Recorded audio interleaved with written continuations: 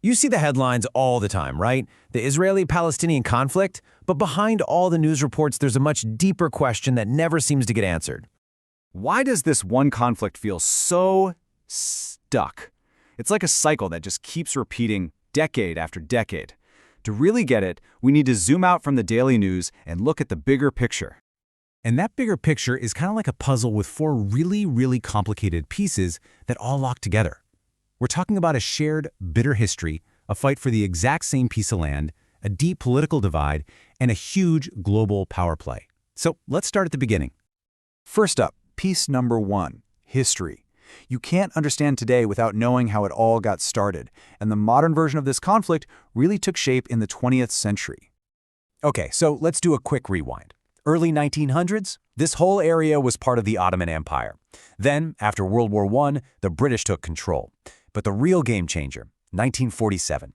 That's when the United Nations came in with a plan to split the land into 2 states, one for Jews and one for Palestinians. Arab nations rejected that plan, and that rejection led directly to the 1948 Arab-Israeli War. The outcome of that war was massive. Israel ended up controlling way more land than the original UN plan suggested, and more than 700,000 Palestinians became refugees. This event, this mass displacement, is a deep, foundational trauma that to this day shapes Palestinian identity and their politics. And that historical trauma brings us directly to the second piece of the puzzle, the fight over the land itself. I mean, this is the physical, tangible thing at the heart of it all. At its core, the disagreement is about 2 competing claims for the same space. On one hand, Palestinians are fighting for an independent state that would include the West Bank, the Gaza Strip, and have East Jerusalem as its capital.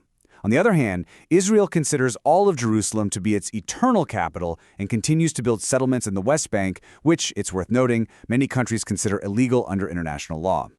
You see how this creates these fundamental, almost impossible questions, right? Whose land is it? Who gets to live where? Who is in charge of the borders? When you don't have answers to these basic questions, you get this constant state of anger, fear, and deep mistrust on both sides. And, well, finding answers to those questions is made nearly impossible by our third piece of the puzzle, politics. And we're not just talking about divisions between Israelis and Palestinians, but also within each side. Let's start with the Palestinians. There's a major split in their leadership. You've got Fatah, which is a more secular party, running the Palestinian Authority in the West Bank. But then in Gaza, the power is held by Hamas, which is an Islamist militant group. These two have been rivals for years, and that makes it incredibly hard for Palestinians to speak or negotiate with one unified voice. And you know what? A very similar dynamic exists within Israel. Israeli politics are also sharply divided. You have left-wing parties that are generally more open to peace talks and the idea of a 2-state solution, but then you have right-wing parties that are very much in favor of expanding settlements and are often completely opposed to the idea of a Palestinian state. So what happens when both sides are so fractured internally? Well, you get a political stalemate. Even when leaders do try to negotiate, they face huge pressure from groups back home who will oppose any kind of compromise. This is why, time and time again, even the most promising peace deals just fall apart before they can reach the finish line. And if that wasn't complicated enough, there's our fourth and final piece, the global power play. Because this conflict has never, ever been just a local issue. It's always had international players. So many outside countries have a stake in what happens here. The United States, for example, is Israel's strongest ally, giving billions in aid. On the other side, lots of nations in the Middle East support the Palestinians. And then you have major regional powers like Iran, Egypt, and Jordan, all pushing their own influence for their own strategic reasons.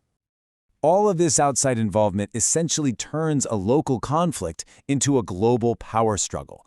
It becomes a chessboard where each country is trying to advance its own interests. And as long as that's happening, finding a solution that actually works for the Israelis and Palestinians on the ground gets that much harder.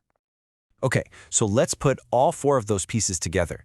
This brings us right back to where we started. Why does this conflict just keep going?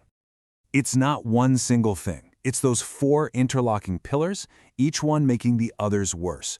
You have a history of war that creates these deep grievances. Those grievances fuel the fight over land. That fight over land is made impossible to solve by fractured politics, and the whole thing is amplified by global powers using the conflict for their own goals. It's a vicious cycle. Then that leaves us with one last, really crucial question. These 4 pieces create a cycle that seems unbreakable. But what if one of them were to change? What if a unified leadership emerged on one side? Or if global powers decided to change their approach? If you could just shift one piece of the puzzle, could the entire picture finally change? That, really, remains the uncertain hope for the future.